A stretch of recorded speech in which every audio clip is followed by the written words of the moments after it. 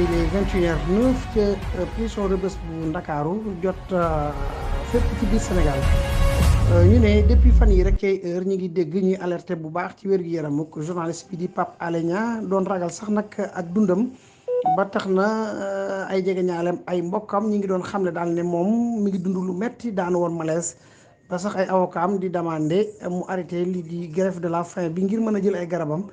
loolu nag tax na Sénégal yu bëri doon xalaat ak dundam moom Pape Alé ci jamono bi ñu waxee yéen nag mu daal di bind ab lettre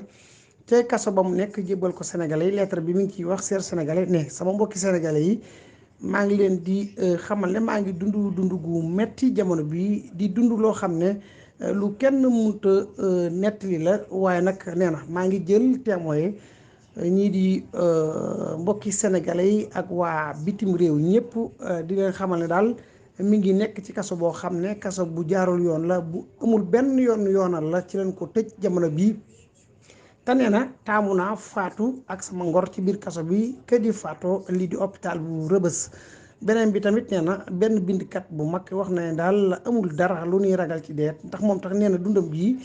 dund la nag goo xam ne gu cher la ci moom bu am njariñ la ndax li ko waral moom métier bu mu taamu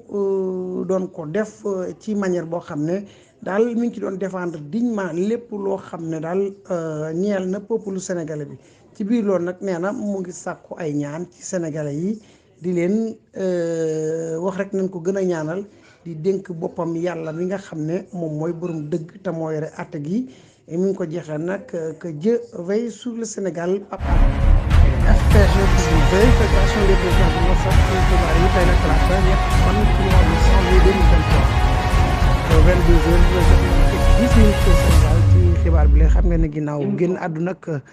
légende bii di le roi Pelé nekkoon football kat foofu la ca diwaanu Brésil ñàkk bakkanam boobu ak léegi nag xam nga ne ab néewam ñu ngi koy wërale ci stade yi dëkku cosaanam fu nekk rek ngir ñu sargal ko wax nañu nag ñu ngi ko fas yéene jébbal borom la 3 janvier bi ñu nekkoon tey ji le roi Pelé foofu la ca cimetière vertical ba nekk ca Santos muy immeuble bi ngeen gis nag ñu wax ne du hôtel du kër waaye nag ay armeel la armeel yi nag mi ngi guddee presque 32 étages ci 1,8 hectare jamono bi sax wax nañ ne lu tolloog 16000 ci ay bàmmeel ña nga fa maanaam daal fukki junni ak juróom benn ci ay bàmmeel yoo xam ne ña nga foofule foofu lañ fas yéene denc ci roi Pelé mi mu bokk nag ci armeel yi gën a kawe ci kaw àdduna bi gën a gudd alors bu nu sukkandikoo nag cimetière vertical yi moom am na sax même Israël xam ngeen ne dans 300 ci ginnaaw ñoom it inauguré nañ seen i cimetière yoo xam ne nii leen koo liggéeyee maanaam bàmmeel yi day nekk ci biir nekk ci étage immeuble par immeuble bu ci nekk rek du doon lu ñuy gas waaye tabax lay doon boo xam ne dañuy déposé cercueil bi ci biir ñu daal di koy tabax wërale lu ëpp nag ci borom daraja yi ñoom lañ fay denc ndax dañ koy fayal lu cher ñoom nag nee nañ au lieu de di dagg ay hectares yu bëri ci suus ngir di fa daal suul ay néew nee na loolu yàq espace la ak it gagné lu bëri ci territoire bu dëkk bi la loolu lenn ci juif yi ñoom ñoo ko xamle foofu la ca diwaanu Israël bi ñu koy ubbi ne nag lu mooy loolu ñu jël rek lu tolloog benn hectare yëkkati koy immeuble bu boobaa danañ mën a denc nii néew yi mu mën a yàgg comme ni yeneen yi sans autant ñuy gagné suuf su yaatu ngir suul ci ay néew rek loolu gis-gisu juif yi la donc loolu nag xam nga ne am na ci ay dëkk yu bëri yoo xam ne noonu la ñuy defee donc moo tax bii nekk ca Santos cimetière vertical yi xam naa ñu bëri miinu ñu koy dégg ñu profité ci occasion bi présenté wàlle leen ko wax nañ le roi Pelé foofu lañ ko fas yéene denc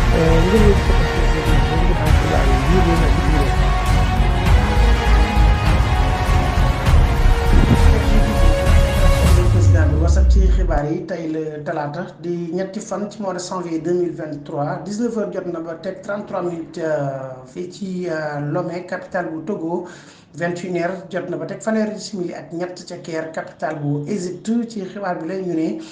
ci altine bi ni ki démb nag le vieux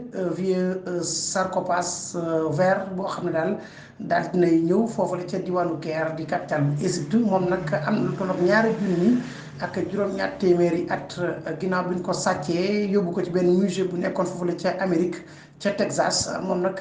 waa Égypte lijjanti nañ ba jotaat ci sarcophage yi nag bokk na ci yi gën a ancien gën a yàgg ci jamonoy pharaonique maanaam jamono yi pharaon ya jamono yi nag ci fàttali seen i néew dañ ko daan dugal ci sarcophage yi mu mën a denc seen i yax ci lu yàgg bii nag am na ñaari junni ak juróom-ñaar téeméer ci ay at ginnaaw booba ak léegi ñu yóbbuwoon ko fële ci Amérique nag ñu def ay lijjanti ba mu dellusiwaat foofu la ca Caire sarcophage bii nag wax nañ ne bois la te mi ngi mesuré lu tolloog 3 mètres de long 90 centimètres de large ca Égypte wax nañu ne réussir nañ récupérer lu tolloog ñaar fukki junni ak juróom-ñeent ci ay objets antiques yoo xam ne daal dafa rëccoon seenum réew lijjanti nañ ba mu dellusiwaat ak yeneen yoo xam ne. daal jamono bi ñu ngi koy recherche waaye daal 29000 objets antiques diggante fukki at yi fexe nañ ba indiwaat ko foofu la ca réew ma mu mel ne sax ñoom ñu ngi préparé pour def benn musée bu gën a mag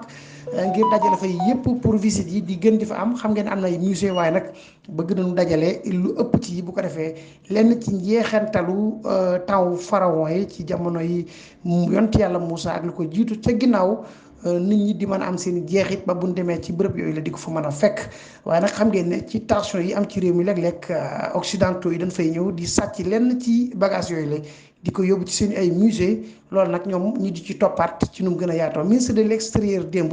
gën na ko xamle waaye daal confirmation bi am na ci ne jamono bi daal sarcophage boobu la agsi na foofu la ca diwaanu Caire